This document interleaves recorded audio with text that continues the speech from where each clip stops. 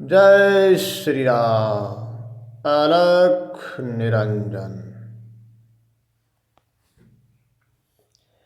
मदन भागीरथी के अहविल पर्वा में आप सभी को हरिओम। जय श्री राम।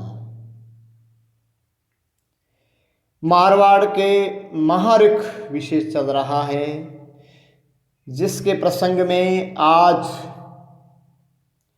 मारवाड़ के महाऋखों की श्रेणी में ऋख करणदास जी केतु, ऋख अजबाराम जी बस्तवा माता जी का वास, ऋख दुर्गा राम जी रायसर, ऋख पुरखाराम जी देवातु का संक्षिप्त परिचय अपन जानेंगे। ऋख करणदास जी। ऋख करणदास जी बाबा की परम भक्त हुए हैं, कलयुग के कृष्ण अवतारी भगवान रामदेव के। तो बाबा रामदेव जी को ही केंद्र करके महाधाम नीमड़ी मेला की प्रतिष्ठा है। वर्षों से राजस्थान, गुजरात, महाराष्ट्र आदि अंचलों से भक्तों के दल जोधपुर जैसलमेर हाईवे से रामदेवरा के दी पैदल यहाँ से जो जाते हैं वह नीमड़ी दर्शन करके ही अधिकांश जाते हैं, यानी वहाँ एकत्रित होते हैं। यहाँ करणदास जी महाराज की तपस्थली है नीमड़ी, बाबा की नीमड़ी केतु। यहाँ करणदास जी महाराज पहले कृषि कार्य किया करते थे इस नीमड़ी वाले खेत में, ऐसा कहा जाता है केतुवासियों की ओर से, जिनमें एकांत कुटिया बनाकर पवन आहार लेकर समाज तक एकांत अखंड साधना की थी। ऐसे उनके करणदास जी के वंशजों का और भक्तों का, केतु निवासियों का कहना है। सुरत घर है सानणो कर्ण कला सवहा, ये योग साधना सिद्ध करे ग्राम केतु के माय। करणदास जी महाराज खाम्बू जाति के मेघवाल थे। पिताजी का नाम सुरताराम जी था, ये दो भाई थे। दूसरे भाई का नाम शैलाराम जी था। बुरादास जी महाराज की दिव्य वाणी अलौकिक तेज सुनकर आपने उनसे आकर्षित हो उपदेश लिए और साधारण गुप्त साधना प्रारंभ कर दी। आपकी सवारी के लिए सफ़ेद घोड़ा था। एक दिन आप लवारण ग्राम पधारे हुए थे। उधर गुरु महाराज ने भूंगरा ग्राम में समाधि की तैयारी आरंभ कर दी। आप रात्रि में लगभग 3 बजे गुप्त गुरु महाराज का ध्यान कर रहे थे। पता चला कि गुरु महाराज तो समाधि की तैयारियां कर रहे हैं। करणदास जी केतु पधारे और परिजनों को कहकर सीधे घोड़े पर सवार होकर भूंगरा रवाना हो गए। उधर बुरादास जी कहने लगे, करणदास अभी तक आए हो नहीं, समय हो रहे हुए। इतने में ध्यान आया कि करणदास आ रहे हैं। भक्तों ने कहा तैयारी करें। करणदास पहुंच गया। करणदास जी ने दंडवत प्रणाम करके कहा, आप समाधि ले रहे हैं, समाचार किया ही नहीं। बुरादास जी ने कहा, करना किसी चेला को बुलाया नहीं जाता है, जो गुरुमुखी होता है वह स्वतः आ जाता है। बुरादास जी महाराज ने अपनी साड़ी सेवा नारियल करणदास जी को सौंपते हुए कहा कि तुम गुरु के वचनों पे चलना। तो करणदास जी सीधे घर आए और अपने खेत में जाकर वहाँ कुटिया बनाई और कहते हैं कि 6 महीना तक वहाँ अब एकांत साधना की 60 वर्ष की अवस्था। कुटिया अलग बना यदि एकांत में निज खेत, अन्न जल सब छोड़ दिया पवन आहारा लेत। गगन मंडल गर नाभिया प्याला पिए भरपूर, योग साध सठ मास में दर्शिया निज नूर। योग साधना के समय आपकी उम्र 60 वर्ष की थी। 60 वर्ष की आयु में योग साधना की। बाद में वहाँ पर निज कर कमलों के द्वारा नीमड़ी वृक्ष लगाया, यानी नीम का वृक्ष लगाया, जहाँ आज यानी वर्तमान में प्रतिवर्ष आषाढ़ और माघ मास की शुक्ल एकादशी को मेला लगता है। यानी 10वीं को रात्रि जमा लगता है और एकादशी को मेला लगता है। असंख्य नारी भक्त गणों का सैलाब उमड़ता है। नीमड़ी के नीचे बाबा रामदेव के चरण पादुका यानी चरण चिन्ह अपने हाथ से स्थापित किए थे करणदास जी ने। ऐसी वहाँ के भक्तों की मान्यता है। भक्त वहाँ के जो निवासी है केतु के, वो कहते हैं महाराज जी की मां समाधि। महाराज जी ने मां समाधि की तैयारियां प्रारंभ कर ली। केतु कला में घर के पास स्थान बताया, वह समाधि खो दी गई। परंतु वचन अनुरूप भक्तों से पालना न हो पाई, जिसके कारण आप वहाँ समाधि में नारियल रखकर आप बालेश्वर की तरफ प्रस्थान कर गई। बालेश्वर में जाकर स्थूल शरीर समाधिस्थ कर दिया। इस प्रकार आपने महासमाधि ली और महासमाधि के बाद में आपके दर्शन हुए, क्योंकि जो समाधिस्थ होते हैं दिव्य पुरुष बाद में चमत्कार अपने भक्तों पर मेहर करते हैं। उन्हीं दिनों एक शिवजी सिंह जी केतु, जो रिशालदार मेजर शिव सिंह जी केतु गोगादेव, जो घोड़े पर सवार होकर जोधपुर से पधार रहे थे, तो वह जहाँ करणदास जी की कुटिया थी जिस खेत में, वहाँ से घोड़े सवार आप आ रहे थे, तो वहाँ करणदास जी को देख करके कहा, करना बाबा तू मिल गया, बहुत बढ़िया। कल रात को अपने रामदेव जी बाबे का जमा जगाना है। करणदास जी ने कहा, आप का जो आदेश है और बाबा का हुक्म चाहिए, जो बाबा का हुक्म होगा वो करेंगे। और आप जो कुछ नाम बताया जो जमा के गायक कलाकार थे उनको सूचित कर देना और बाबा का हुक्म होगा वैसे करेंगे। तो आप घर पहुंचते हैं शिवजी सिंह जी, तो परिजन कहते हैं कि करणदास जी तो समाधि सुबह 4 दिन हुए और आप कह रहे हो कि मैं जमे का कह करके आया हूँ, अपना जमा दिलाना है, फिर जमा कैसे जगाएंगे। तब सारी जानकारी प्राप्त हुई शिवजी सिंह जी को। शिव जी को सिद्ध मिल गए, सिद्ध को सिद्ध मिल गए 20 रास्ते जो, घर आवत पूछो पर देखवे 4 दिन हुए। एक बार और करणदास जी के जो वंशज थे जियाराम जी, वो भी उसी खेत में कृषि कार्य कर रहे थे। करणदास जी साक्षात दर्शन दिए और जगदीश जियाराम जी ने जागीरदारों से वार्तालाप की। तब राव प्रेम सिंह जी के कहने पर राव प्रेम सिंह जी, गोगादेव और शिव सिंह जी और भोम सिंह जी, अन्य सभी जागीरदारों की उपस्थिति में खेत रामदेव बाबे के नाम ओन समर्पित किया, कुछ बीघा, जो वर्तमान में है वहाँ बाबा के मंदिर के इर्द गिर्द। अतः करणदास जी महाराज रामदेव बाबा के महान भक्त और महान साधक हुए। इन्होंने मीरा की तरह एक भी शिष्य नहीं बनाया, सखा बनाकर ज्ञान दिया, योग भक्ति का खूब प्रचार किया।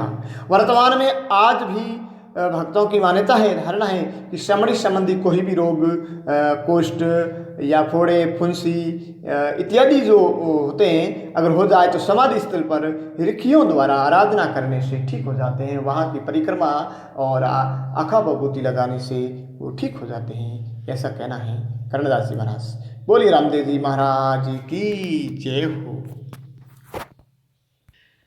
आज की इसी कड़ी में दूसरे नंबर पर ऋख अजबाराम जी बस्तवा माता जी के वास में हुए महान सिद्ध और तत्कालीन महंत गोतावर राय के रिद भारती जी के परम शिष्य, सेवा में हरदम तत्पर रहने वाले अजबाराम जी मेघवाल बस्तवा के, तो आप महान योग साधना करके सिद्ध हुए थे। आपके गुरु महाराज ने पूर्णिमा को समाधि ली थी, तब आप कहीं बाहर गए हुए थे, वहाँ नहीं थे। तब अजबाराम जी ने द्वितीय को जीवित समाधि ली। गोतावर नदी के किनारे पीपल वृक्ष के पास आज भी विद्यमान है और अजबाराम जी का मंदिर बना हुआ है समाधि पर, जो लगभग 250 वर्ष पहले की समाधि ली थी। इनके वंशज भाद्रपद और माघ मास में जागरण जमा देते हैं। और आप योग में इतने प्रवीण थे कि उन्होंने परम तत्व की प्राप्ति योग के माध्यम से की। अजबाराम टैल की करे धरत ध्यान, अजब सट योग सुगति से सादा, गगन गूंज भई गजब, गगन गूंज भई गजब, सुवन शिखर पति दर्शिया, संग जुगों बिसरे मिलत हंस घना हर्षिया। अजब होती कहे उन देश में न है कोई रजब, किशन सिंह कहे भाइयों पहुँच पड़त खबर अजब। रिद गुरु की कृपा भई जगा पुरबला भाग, अजब पहुँचे उन देश में महिमा जिनकी अथाग। भादवा पूर्णिमा रिद गुरु महासमाधिस्थ होय, अजब दूज समाधि ले गुरु चरणन में सोय।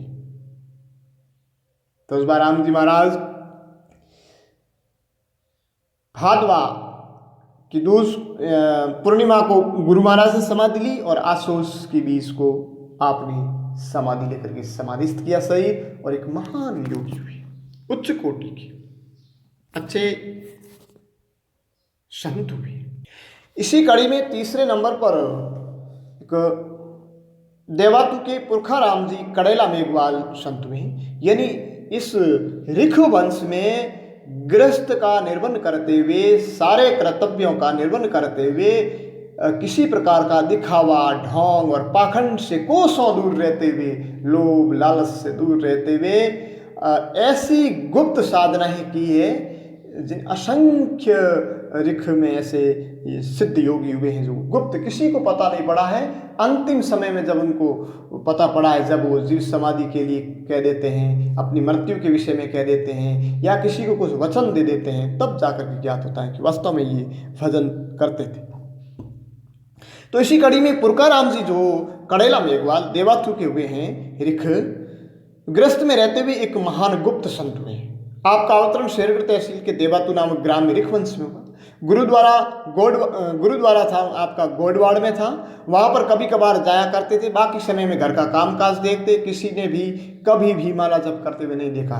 यानी जो कहते हैं कि साधु नदी से सिमर तो बदती दिसे नहीं बेल, रवि शशि दिसे न सालता, ये सब कुदरत का खेल। इस दोहे को वास्तव में इन्होंने चरितार्थ किया। एक दिन आपने ज्येष्ठ पुत्र कृष्णाराम जी को कहा कि सत्संग समारोह का आयोजन करना है, क्योंकि अब मेरा अंतिम समय आ गया है, स्थूल शरीर छोड़ देंगे। पत्रिकाएं छपवाई, गोडवाड़ भेजी, वहां से आगे सब जगह पहुंच गई। बहुत सी संख्या में संत पधारे। रात्रि जागरण, सत्संग जागरण हुआ और अर्धरात्रि को अपने 8 पुत्रों को बुलाकर कहा, 8 पुत्र थे आपके, कि 4 बजे भोजन तैयार कर देना। वचन अनुरूप भोजन तैयार हो गया। सभी संत जनों को भोजन करवाया। अपने ज्येष्ठ पुत्र को कहा कि 1 लोटा पानी मेरे ऊपर डाल दो। अब बस सबका भोजन हो गया है, सब निवृत्त हुए। परंतु कृष्णाराम जी की हिम्मत नहीं हुई, 8 पुत्रों की हिम्मत नहीं हुई, किसी की भी, एक की भी। तब उनके भाई के पुत्र ने 1 लोटा पानी डाला, हरिओम की ध्वनि करती हुई स्थूल ले छोड़ दी पुरखा राम जी। और एक हमारे गांव में यानी रायसर गांव में है एक महान सिद्ध संत हुए हैं। आपका नाम दुर्गा राम जी है।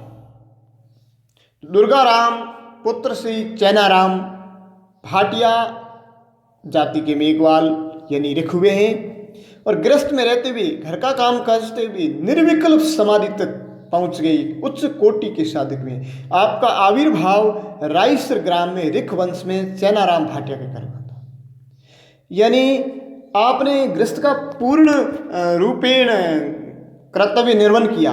आपके 4 बेटे थे, चारों बेटों को भी जैसा जो समय था उस समय के अनुरूप उनको पढ़ाया लिखाया और सर्विस के लिए गाइडेंस किया। और सारों में से 3 गवर्नमेंट सर्विस करके आए और उसके बाद में अपना भाग्य राजनीति में भी आजमाया। ये अलग चीज़ है। उनकी जो गाइडेंस थी, तो उन्होंने, कहने का मतलब ये है कि अपने परिवार का पूरा कर्तव्य निर्वहन किया और अच्छी शिक्षा दी, सब कुछ अच्छा किया और साथ साथ में अपना जीवन भी सुधार लिया। कुछ एक लोगों को कहना होता है कि हम तो गृहस्थ के उलझन में उलझ गए, लेकिन ये एक बहुत बड़ी मिसाल है, बहुत बड़ा हमारे समक्ष उदाहरण है कि अपने परिवार को सक्षम किया और स्वयं जीवन सुधार करके मोक्ष पद प्राप्त किया। कहते हैं कि आपके गुरु पंडित जी की ढाणी की पूर्णदास जी महाराज थे और किसी ने भी आपको योग साधना करते हुए नहीं देखा। दिन भर घर का काम काज करते रहते, रात में एकांत में गुप्त साधन करते। जीवन के अंतिम समय में आपको तीव्र जवर आने लगा एक, क्योंकि जो देही के कष्ट होते हैं वो किसी भोग कर, कुछ ऐसे प्रारब्ध होते हैं जो भजन से कट जाते हैं, ज्ञान से कट जाते हैं। कुछ प्रारब्ध होते हैं जो शरीर को भोग करके ही काटने पड़ते हैं, जैसे रामकृष्ण परमहंस को भी असाध्य हो गया था और ऐसा कई रोग होते हैं। तो इस तरह, तो जिसको तेजाराताव कहते हैं वो हो गया। तो उस समय प्रेमी भाव मिलने के लिए आते थे। उसमें से एक दिन सोन सिंह जी शिव राजपूत थे, रायसर गांव के निवासी थे और वे सोन सिंह जी थड़ी मारवाड़ के माने हुए एक ज्योतिष थे। तो वो आए और दुर्गा राम जी से कुछ वार्तालाप की और दुर्गा राम जी और उनके बीच में जब वार्तालाप हुई तो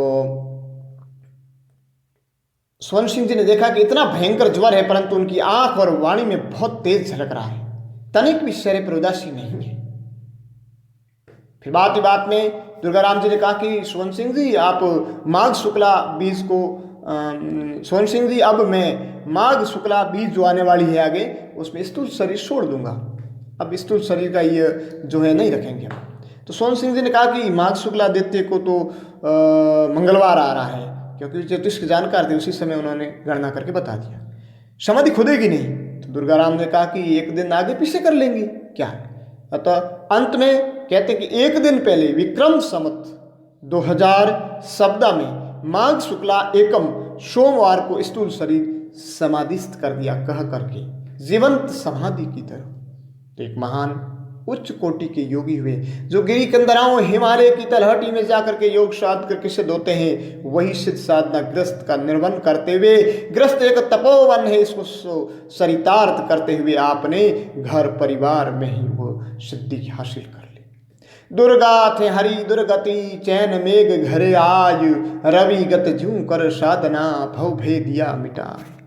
बोली राम जी महाराज की जय हो, बाबा रामदेव जी महाराज की जय हो। सर्व ऋक संतन